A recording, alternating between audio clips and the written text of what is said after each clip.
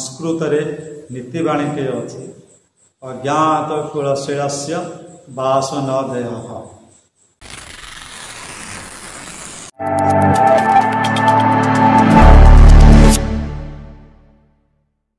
जय जगन्नाथ जय जगन्नाथ जय जगन्नाथ। दर्शक बंधु दिवाकर साहू एगो चैनल तरफ आपण मानक स्वागत। दर्शक बंधु संस्कृत रे नीतिवाणी अच्छी ज्ञात कुलशीलस्य वासो न देय।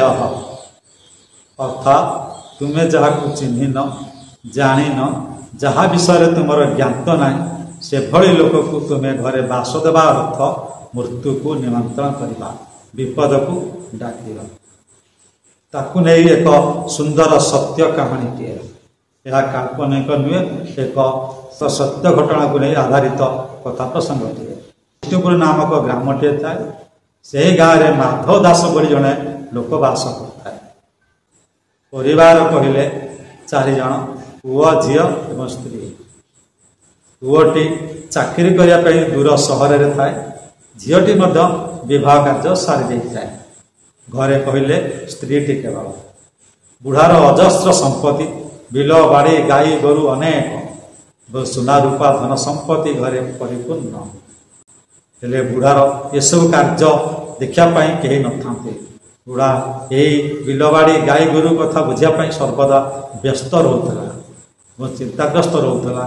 एमती कहीं गोटे विश्वास लोक पहुँचता कि विश्वास लोक जुटता कि ये काम धंदा सब मोर बुझासुझा करता एमती सर्वदा भाभी भाभी चिंता करता है। दिन पर दिन गड़ी चली थाए दिने एक कौन से कार्य नहीं पाख सहर को जावाक बाहर जाऊ जाऊ गाँव शेष भागरे बरगछ मंडप उपर जड़े गरीब लोकटे बसी दुखे कांदू थाए। माधव दासर तापर नजर पड़ा और पाखक गला पचारा तुम्हें कहीं दुख कर कहीं कांदुच।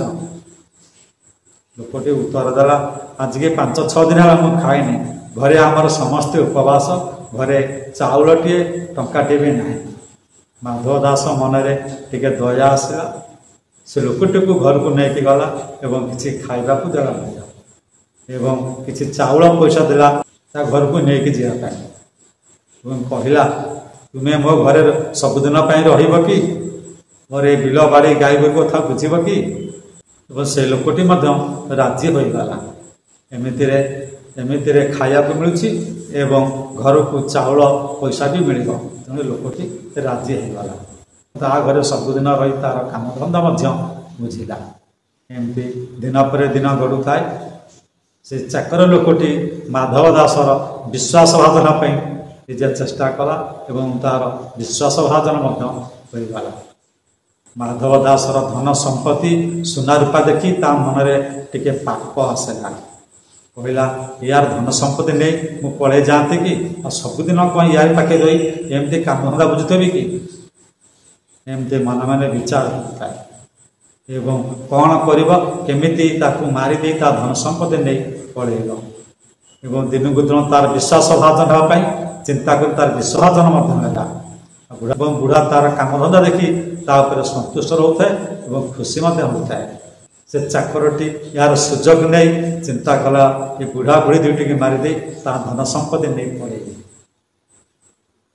एमती दिनकर कथा राति खाद्य विष दे से बुढ़ा बुढ़ी की खावा को देदेला और से बुढ़ा बुढ़ी ताहारी विश्वास खाद्य खाईदे। रातिर अधपहरे माधव दास एवं ता स्त्री मरिकी शोई से चाकरटी देखला माधव दास और ता स्त्री मरिकी शोई से आलमीरा ट्रंक खोली भांगी जिते सुना रूपा धन संपत्ति थला ताकू नहीं घर बाड़ी पछगटे लुचिकी ता घर को चलीगला।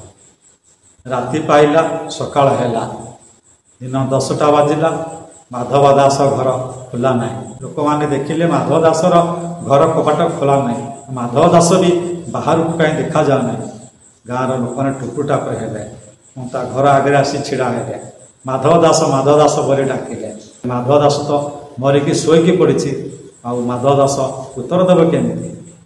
गाँव लोक मैंने से घर कबाट भांगी घरे बसिले देखिले माधव दास एवं ता स्त्री मरिकी शोई एवं घरर आलमीरा ट्रंक सब भंगारुजा सबुआड़े छिंछतर होकर पड़े।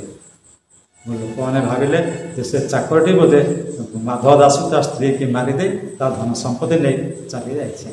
लोक मैंने पुओ को ता झील को खबर देले, पुओ झील मैंने आसिक पहुँचले और घटना जानला मन दुख कले। हाँ दर्शक बंधु, ये मुझे आपको चाहे यदि आम क्या चिन्हने बा जाने क्या विषय ज्ञात ना से लोक को विश्वास करवा भरोसा करवा अनुचित। ये जमी माधव दास लोक को चिन्ह नाला जानी नाला कि ज्ञात नाला ताकू घरे बास देला बोली आज तार मृत्युर कारण पलटेला। दर्शक बंधु कथा प्रसंगटी भावुची आपण मानक निश्चित भल लगी दयाक सब्सक्राइब टे करेंगे, लाइक टे करेंगे एवं कमेंट माध्यम आपण मतामत निश्चित देवे। जय जगन्नाथ, जय जगन्नाथ।